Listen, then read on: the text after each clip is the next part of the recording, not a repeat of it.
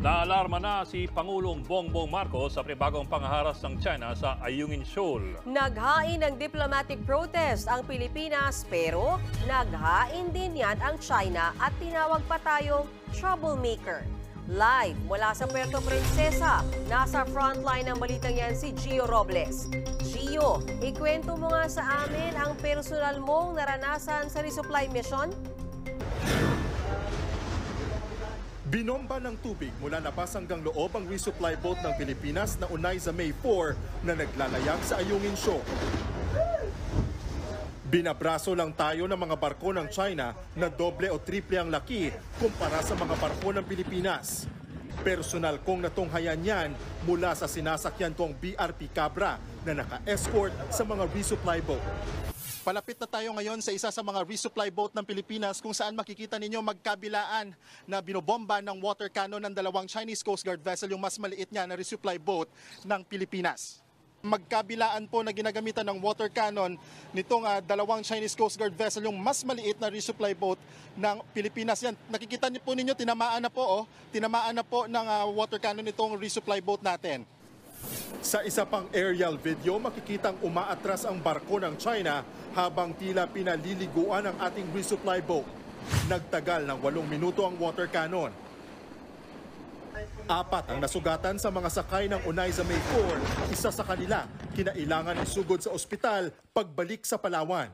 Kabilang din sa mga sakay ng resupply boat, si Vice Admiral Alberto Carlos, ang commander ng AFP Western Command. Sumama siya sa resupply mission dahil ito ang unang beses na ginamit ang UM-4. Pero pati si Carlos, nasugatan sa kamay at paa. Nung sumabog yon, if you can see in the video, medyo malakas yung tunog and everybody, dapaan kami sa bridge just to cover. And unfortunately, meron pa rin tinamaan ng shrapnels.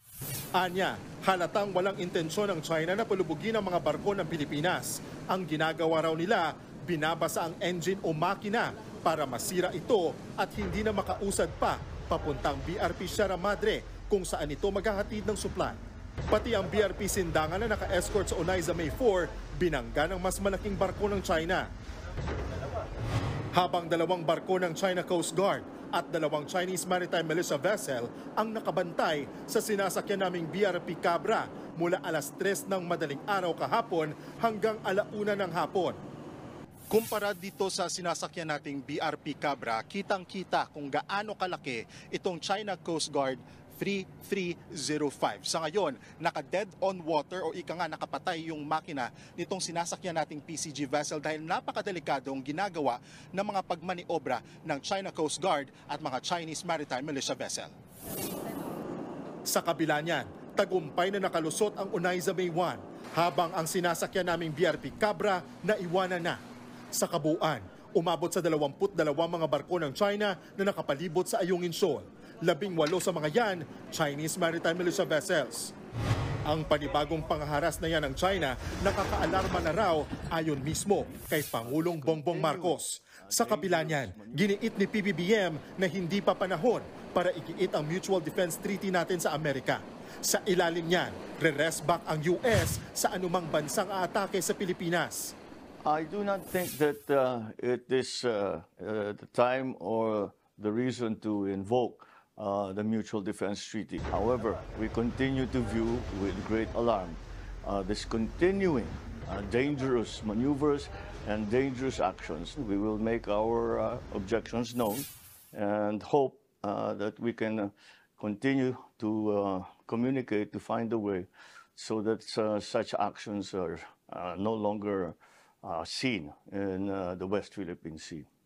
Naghain na rin ang Pilipinas ng panibagong diplomatic protest laban sa China.